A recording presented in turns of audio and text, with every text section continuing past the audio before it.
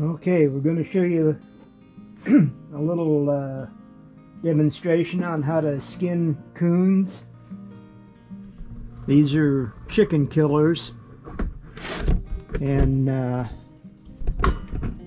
don't like them because they kill all my chickens and guineas and ducks and geese and everything.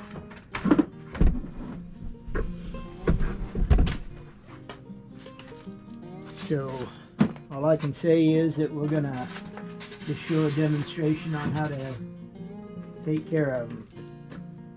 We're gonna skin it, we're gonna flesh it, and after we get it skinned and fleshed, we'll put it on a stretcher just to see how it turns out.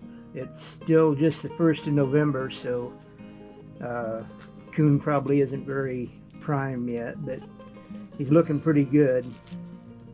And I got to go down and get some rubber gloves though before I start doing this. I'm going to put you on hold for a little bit.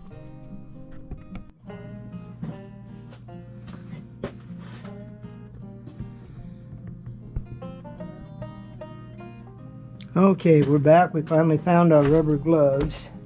First thing you want to do whenever you're skinning a coon, a coyote, or whatever is use a fur comb and get all the burrs and dirt and everything out of the fur that you can.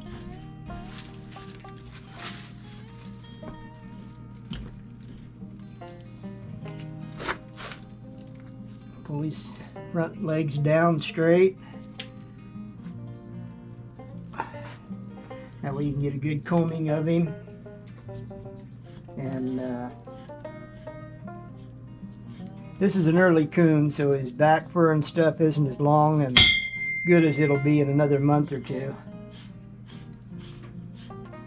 But the only reason that I'm skinning this one is each year I like to skin one right at the first of the season to see how blue the hides are when they get dry. By blue, you'll see what that means as we go along here.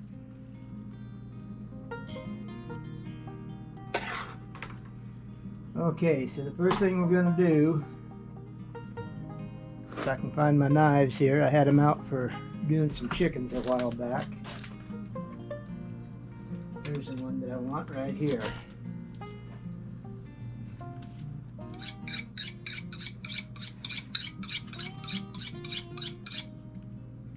That one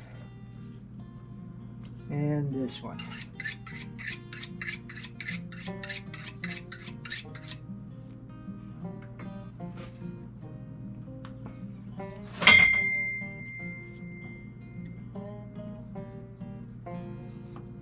And I'll need my opening knife. Now what I use for an opening knife on coons when I do them and coyotes and everything is a hook blade knife.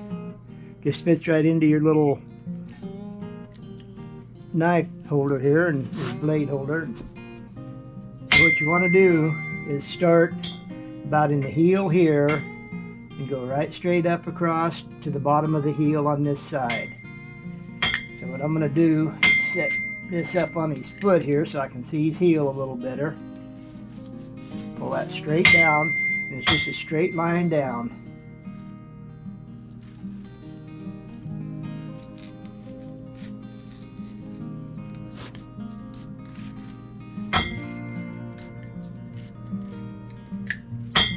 Okay, and that's all there is to that. Then what you want to do is to just what they call opening them up, and that is just cutting around the foot here, keeping all of the fur on that is used by the industry. If he sells. Now usually these early coons are not worth anything, so we just it's more something that I like to use to see.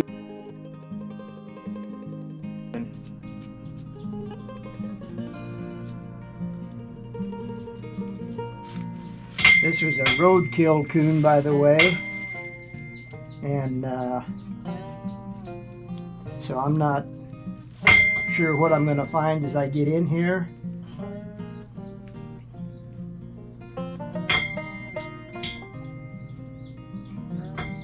Now there will be some little graphic details in here with a little bit of blood, so I'm going to just let you all know that right up front. If that bothers you, then maybe you just want to skip this episode. But there won't be a lot of blood and stuff because I'm not going to actually be cutting into the meat or anything like that. I'm just skinning the animal.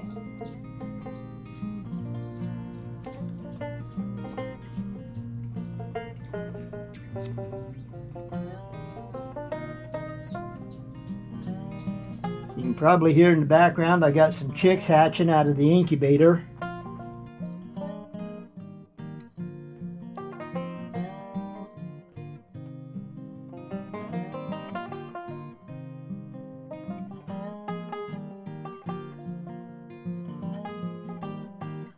The main thing with the chickens like that is that these old coons will come in and they will rip your fence up or whatever it takes to get in and get the chicks or the older chickens.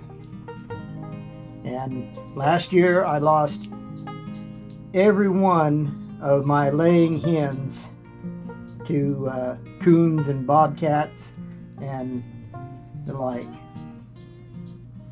So I started all over again this year. I bought 25 from a hatchery.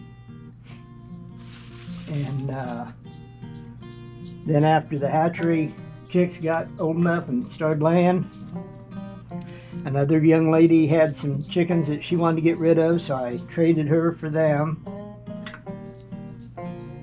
And that's kind of how I got back into the egg-laying chicken business here this year. Now this particular skinning setup that I have here was made for me by a friend. His son came over with him one night a few years ago when I was skinning a lot of coons for people. And I was pulling on a big old boar coon hide back in January, and it was really tough. And he told me, he says, "Tom, you got to quit doing that." He said, "I'm going to make you a skinning machine in shop class, and all you have to do is pay for the materials." And I looked at him and I looked at his dad, and his dad just kind of smiled because he thought that was pretty nice of him. I said, "Are you sure you ain't got anything better to make?" He said, "The only thing I got to make is my mom a picnic table, and I'll make that right after I make your skinning machine." And I said, "Well, I don't want you to get in any trouble with your mom because you're working making me a skinning machine." And he said, "Well, yeah, but I can see already this hide's going to be blue, so it isn't going to be worth much. I may not even do anything with this hide after this. I may just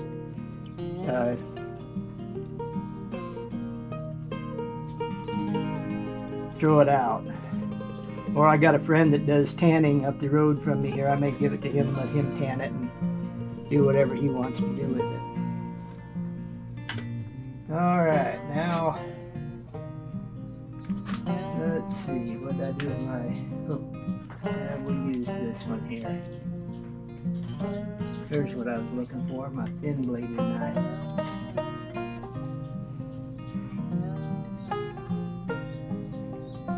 Just stick that under there a couple inches, cut down, open the tail up.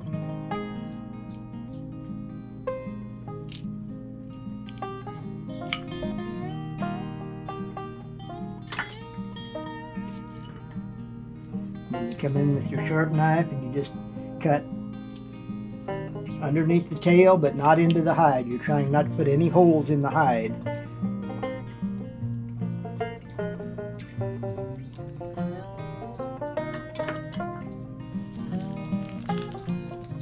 Okay, now where'd my tail stripper go? There it is. I don't know if we're down far enough yet or not, but we'll find out. Yep. Okay. Now the tail stripper just like this. It's got a little hole and a big hole, depending on the size of the animal. I always put it on the big hole for the coons, because the fur will kind of bunch up there a little bit. Pull on the tail and pull on the tail puller, and it comes out just like that. Now it's completely out of there. And that's really important, because if any part of that tail's left in there, that will rot out. And when it starts rotting, they'll just throw your hide away if it goes to a fur market. Now this is what they call a tail stripper or opener. And you just put it in and pull it straight to the end. And in one swoop, it goes all the way to the very end. And me, like a lot of other guys who skin and put up fur, you'll probably see that we all check on things to make sure they're working, but they always do work. I'm going to open him up just a little farther down here, because I'm going to put the machine on him and pull him the rest of the way. And this belly fat right here will kind of hold that hide right there. This is a male, by the way, and what we want to do is make sure that that hide's going to come off him easy. Yeah, it's coming off real easy now. Okay, what I'm doing is I'm folding the leg over in half.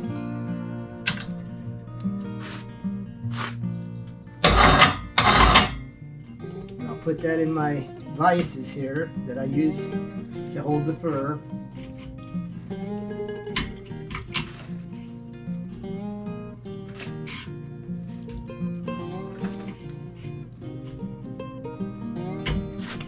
Go. And it's a feeling that you get when you do this enough. You kind of know what you want your vise, how tight you want it.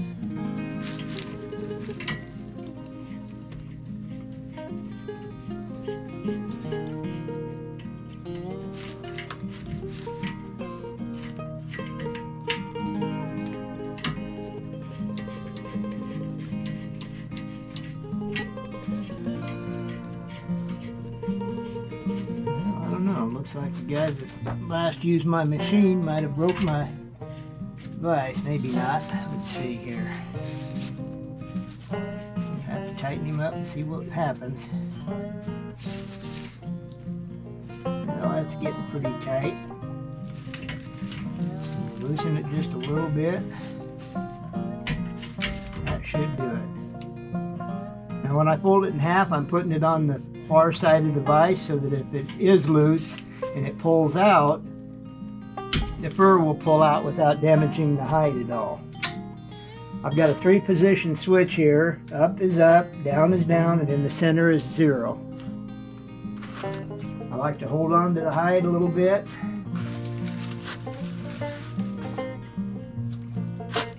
I've got a foot switch here that I sometimes use by hand, but most of the time I don't.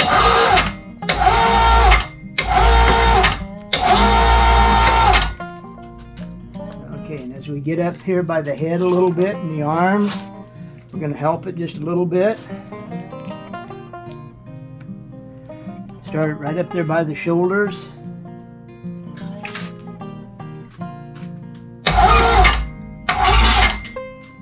Okay, and I take my sharpening steel and I put it right through here like this and pull down on both sides. There we go. And next we'll take a bigger knife and we'll just cut those off at about, between 2 and 3 inches is good enough. They don't use too much of that fur anyhow, but they do use some of it.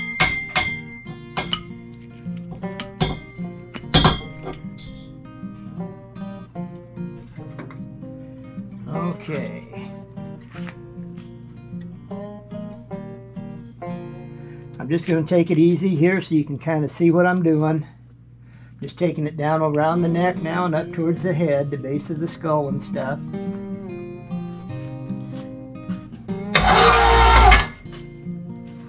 Let's see where you're looking here now.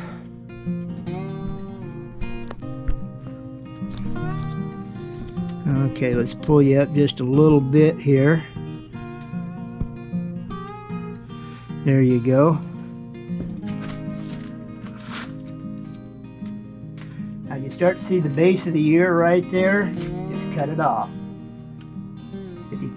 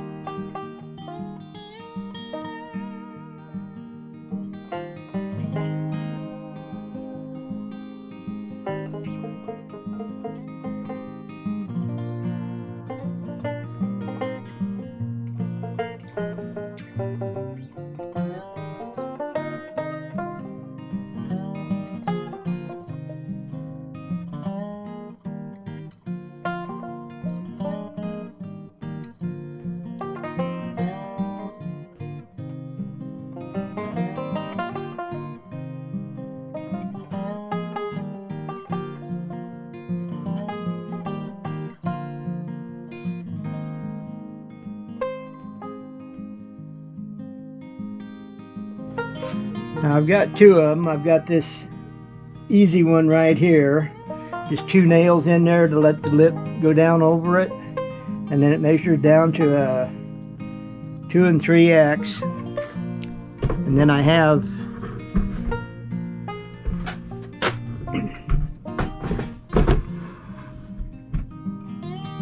this one, which is a little fancier. And it'll go down all the way to a, what do I got on here? 3X, I guess. 3X, 4X. It'll go all the way to a 4X, which is a good size coon. So what we'll do, we'll take and set this up here like this. Usually what I do is I got this laying on my freezer over there, and I just put the nose up against the base. Give it just a slight pull down, and see about where at the base of the tail is what you're looking for, because that's where that good fur normally comes in later in the year. And this one is going to go to about 35 inches, so he's going to be a large 2, he'll be a 3X. 3X coon there. So anyhow, that's kind of what you do. And after I get him washed up and dried and everything looking a little better, I'll probably flesh him again also. I've got one video up already on here about fleshing a coon with a post knife, and I don't think I probably need to do another one, but I'll just do one where I do the fleshing and also when I do the stretching of the hide. Okay, well that'll about do it for this segment of it then. Have a good one. Tom out.